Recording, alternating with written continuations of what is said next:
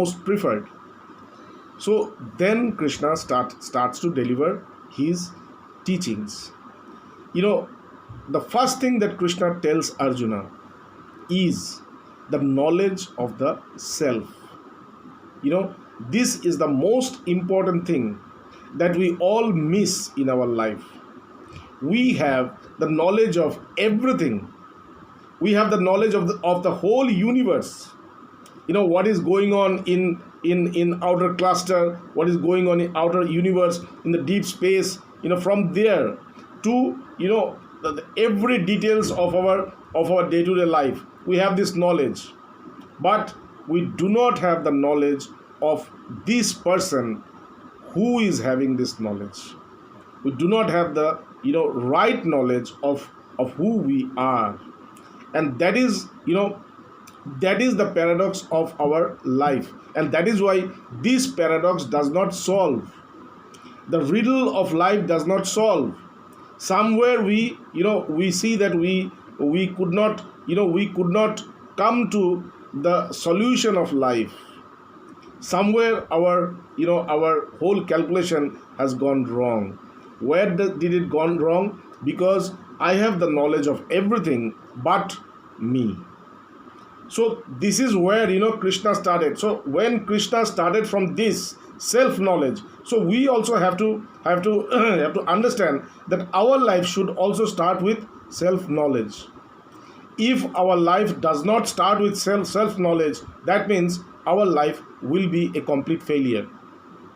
Because, you know, the person who I am the person who I am, if I don't know who I am, if I don't know from where I have come, what is my, you know, existence, what is my existence, what is my composition, what am I, who am I, where from I have come, and what is the goal of my life, and what is this life, what is this life all about, why I am living this life, and, you know, what is the goal that I need to achieve in this life.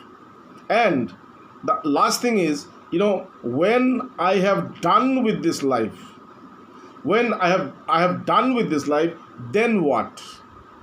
Then what? What is called death? And is there any life beyond death?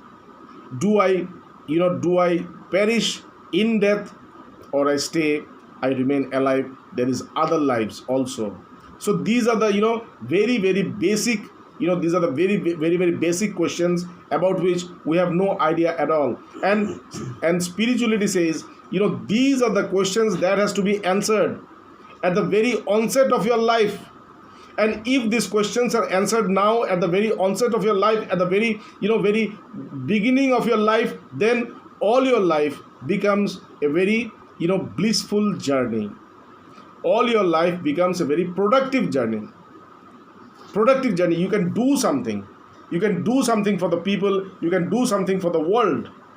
And if you do not, you know, if you do not have these answers at the very onset of your life, and if you go on with your life without knowing these answers, then your productivity is, you know, is reduced to zero. Your efficiency, your productivity is reduced to zero. You see that you don't do things for the world or the universe. You try to do things to satisfy this body, which is not going to stay. You try to, you know, you try to satisfy your ego, your mind, or other people's body, other people's mind, other people's ego. So this is what your life becomes, okay? Just to satisfy something which has no connection with you, which has no, you know, which has nothing to do with you. So, and that is why, you know, that is why we need this knowledge at the very onset of our life. And that is what Krishna is doing. Krishna says, Arjuna, know the reality of yourself. You think that you are born and you are going to die. This is what you think about yourself. But the reality is you are not born and you are not going to die. You think that you are this body. You are this body, but you are consciousness. You are eternal. Your consciousness, you are eternal. Okay, you are the absolute existence. You are the absolute existence. You don't die. You are not limited within this body. You are everywhere. You are a Nityam Sarvagatam Sthanur Achaloyam Sanatana. You are that which is eternal. You are that which is everywhere, which is omnipresent. You are not only present in this body, you are present everywhere. And you do not have any vibration at all. When you see your mind, you see there is so many vibrations. Always, there is this pass, this coming and going of thoughts. Every time, with every passing moment, you see new thoughts, and every time, there is no stability, there is no silence, there is no calmness, there is no stillness. There is always a vibration going on within your mind. But it says you are vibrationless. You don't have any vibration at all. You are supreme silence. You don't have supreme silence within you. You are that supreme silence. You are that calm and composed being. Nitya Sarvagata Sthanur Achaloyam. You don't move at all. Our life is a movement from here to there. Always we are on the move, on the run. But it says you don't move. Why? Because where will you move? You are infinite. You are everywhere. You are everywhere. Where will you move? There is no space for you to move anywhere because you are everywhere. Because you don't know yourself, that is why you think that you move. You don't move. Your body moves. Your body moves. And because you have imposed yourself within this body, and that is why you think that you move. You don't move at all. Okay? So, hello? Hello? Hello? So, you don't move. You think that you move. You think that you move, but because you impose yourself in the body, that is why you think that you move, but you don't move. Your body moves, but you cannot move. Why? Because you are that infinite soul, you are that infinite consciousness, which does not, where there is no space at all to move anywhere. So, Nitya Sarvagata Sthanur Achaloyam, you don't move, and Sanatana, you are that changeless. Every time in our life we see change.